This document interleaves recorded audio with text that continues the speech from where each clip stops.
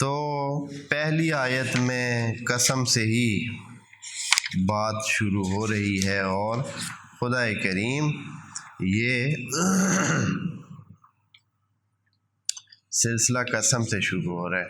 اب ایک چیز ادھر ذکر کرنا کوئی حرج نہیں ہے کہ قرآن میں خصوصاً ان چھوٹی سور میں اور وہ جو مکہ میں نازل ہوئی ہے بہت زیادہ قسم کا اظہار کیا گیا ہے۔ قسم ہے، یہ قسم ہے، قسمیں بہت اٹھائی گئی ہیں۔ تو اس کی وجہ اس معاشرے میں قسم کا رجحان تھا، اب بھی اسی طرح ہے۔ حتیٰ آج بھی عرب جو ہے وہ قسم اتنی اٹھاتے ہیں، ہر چیز پر کہتے ہیں واللہ، یہ ایسے ہو گیا واللہ، حتیٰ نعروں میں بھی جو اپنے مظاہرے کرتے ہیں اس میں بھی واللہ،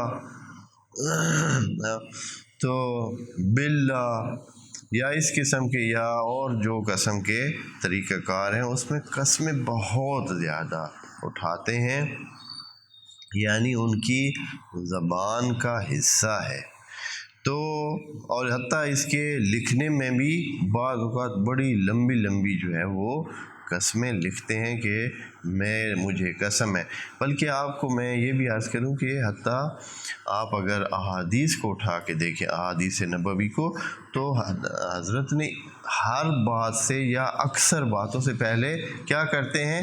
قسم اٹھاتے ہیں۔ ہاں، والذی بیدہ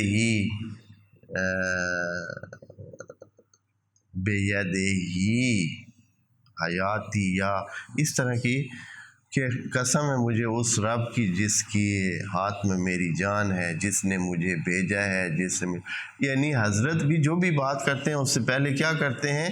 ایک قسم اٹھاتے ہیں۔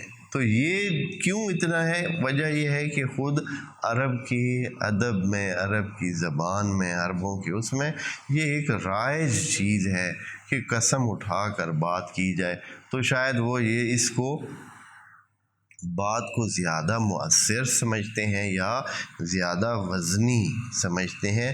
تو قرآن بھی چونکہ مقابلہ انہی کے ساتھ تھا، تو زبان کا جو انداز ہے وہ تو انہی کا ہی رکھنا تھا، تاکہ وہ بالکل ہی نہ کہ یہ تو ہے ہی عربی نہیں ہے، یہ تو کوئی اور زبان ہے، یہ تو کسی اجمی کی زبان کی طرح ہمارے ساتھ باتیں کرتا ہے، ہماری زبان میں تو اس طرح بات کی ہی نہیں جاتی ہے، ہماری زبان کا تو طریقہ کار یہ ہے۔